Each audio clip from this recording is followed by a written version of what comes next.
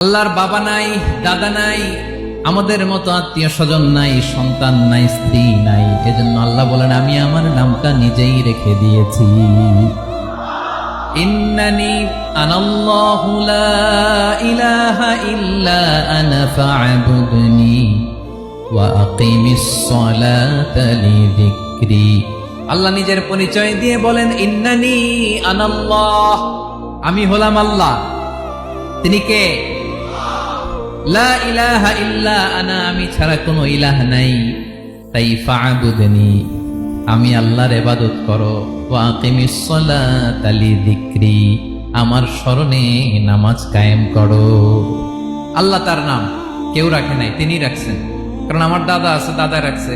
আমার বাবা আছে, বাবা রাখছে। আল্লাহর দাদা আছে, বাবা আছে, তার নাম তিনি নিজেই রেখেছেন। ঠিক কিনা বলেন?